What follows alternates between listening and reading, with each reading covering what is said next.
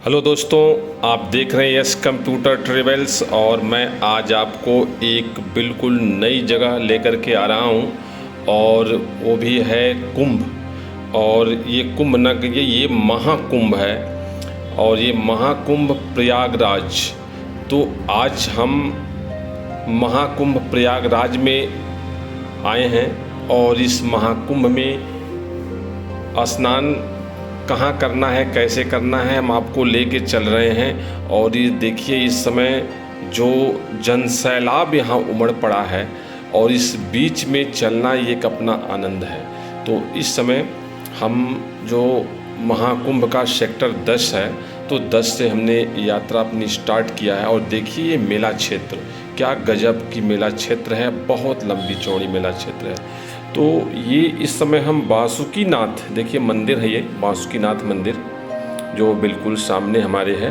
तो हम बासुकीनाथ मंदिर से अपनी ये वीडियो की यात्रा हम स्टार्ट कर रहे हैं और आज हम आपको इस महाकुंभ में लेकर के संगम तट तक चलेंगे।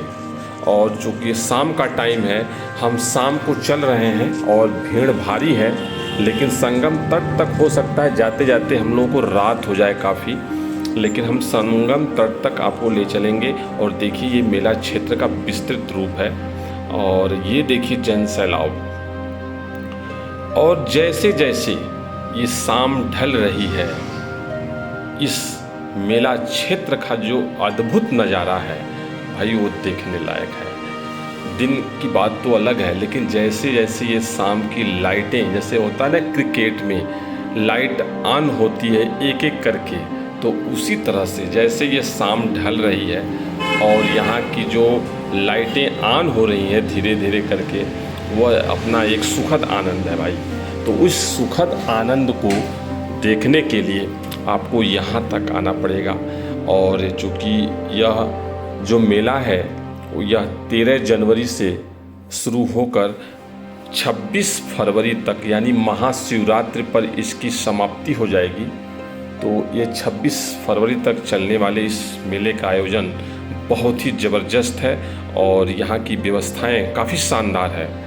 तो आइए चलते हैं इस मेला क्षेत्र से और हम देखते हैं कि इस मेला में क्या क्या। देखिए अभी आपके सामने मेला के अगल बगल कुछ दुकानें भी हैं जो आपको चाय पानी मिल सकती है। वो आप थक गए हैं तो आपको चाय पानी मिल सकती है। और इसमें आपको चलने के लिए पैदल चले तो सबसे अच्छी है, लेकिन अगर जो पैदल नहीं चल पा रहे हैं तो उसकी व्यवस्था यहाँ पर मोटरसाइकिल है।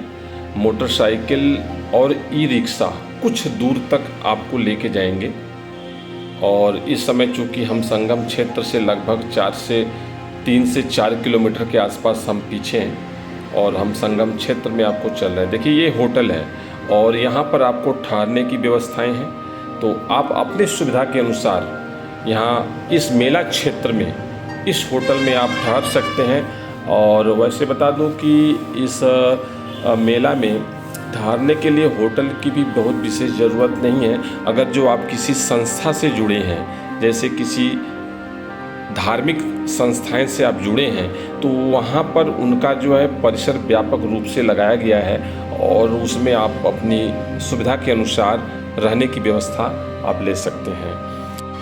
दोस्तों, इस महाकुंभ मेले की शुरुआत हो चुकी है और देश दुनिया से बहुत श्रद्धालु जो है यहाँ पर आ रहे हैं प्रयागराज में।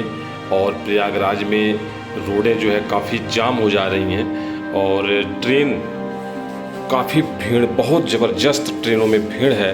और इन सब को देखते हुए हमें अपनी व्यवस्था की एक प्लानिंग करके चलनी होगी।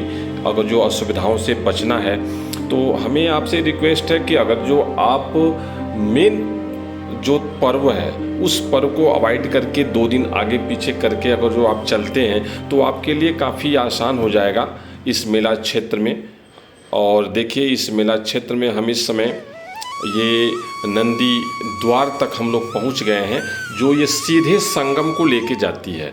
और आपके सामने इस जनसैलाब जो आपको दिख रहा है ना, तो ये जो जनसैलाब है ये बहुत बड़ी श्रद्धा है। ये जनसैलाब नहीं दिख रहा, ये एक श्रद्धा दिख रहा है। तो इस श्रद्धा देखिए यहाँ पर योगी और मोदी जी के फ़ोटो भी लगी हुई है। और ये देखिए हम इस समय संगम क्षेत्र के बिल्कुल करीब निकट पहुंच चुके हैं और हम संगम क्षेत्र आपको दिखा रहे हैं। और यहाँ की जो देखिए रात के करीब 8 के आसपास बज रहे हैं। 8 बजने के समय भी देखिए ये जो भीड़ है वो देखने लायक है। तो ये देखिए हमारी स्नान चालू हो चुकी है और इस जगह पर हम भी रात में ही स्नान किए हैं। ये है संगम तट और ये संगम तट आपको करीब झूसी से लगभग 10 किलोमीटर के आसपास है। और आप फाफा मऊ की तरफ से आते हैं तो वहाँ से कम 15 किलोमीटर के आसपास आपको ये संगम तट मिलेगा। और आने के लिए आप अपने व्यक्तिगत कार से अगर जो आ रहे हैं तो मेन पर्व के दिन न आकर के 2 दिन आगे पीछे आए। और ये देखिए इस जैन सैलाब के बीच हमें भी जो अनुभूति हो रही है वो मुझे ही मालूम है। तो इस जैन सैलाब और जो इनकी श्रद्धा है और जो हम लोग की श्रद्धा है, देखिए उस श्रद्धा के आगे रात में भी कोई नहाने से नहीं रोक पा रहा है। तो जो रात में नहाने का एक अपना अलग अंदाज मज़ा मिला।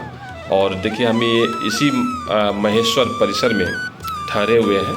यहाँ पर रहने की काफ़ी शानदार व्यवस्था है और इसमें आपको किसी भी प्रकार की कोई दिक्कत नहीं है। बहुत ज़्यादा इसमें शुल्क भी नहीं है और रहने के लिए अच्छी व्यवस्था है। और ये देखिए गायत्री परिवार के माध्यम से, चूँकि हम गायत्री परिवार से जुड़े भी हैं, तो ये गायत्री परिवार भी बगल में ही व्यवस्थाएं हैं। और आप सुबह स्नान दान करके आप यहाँ हवन कुंड पर बैठ करके हवन कर सकते हैं और इसका भी लाभ ले सकते हैं। लेकिन यह है कि यहाँ पर इन सब का लाभ आपको एक दिन में नहीं मिलेगा। जब कम से कम 3 से 4 दिन आप यहाँ रुकिए, इन संस्थाओं में अपना समय दीजिए और इस गंगा जी का जो अद्भुत नज़ारा है वो आपको यहाँ रहने के बाद ही मिलेगा। तो दोस्तों ये हमारी वीडियो कैसी लगी, हम आपको इसके बारे में यहाँ की जानकारी हमने दिया है। और आप अपने अनुसार प्लानिंग करके चलिए, क्योंकि आपको अपनी सुविधा के अनुसार चलनी है। तो आप यहाँ आ कर के अगर जो परिसरों में आप ठहरते हैं तो बहुत आसान आपके लिए होगा। 2 दिन आगे पीछे आते हैं तो आपके लिए आसानी होगी। लेकिन मुख्य पर्व पर आप न चलें, इससे असुविधाओं से बचने के लिए। तो इस गायत्री परिवार के साथ ही हम यहाँ पर अपनी वीडियो समाप्त करते हैं और मिलते हैं अगले नेक्स्ट वीडियो में। नमस्कार।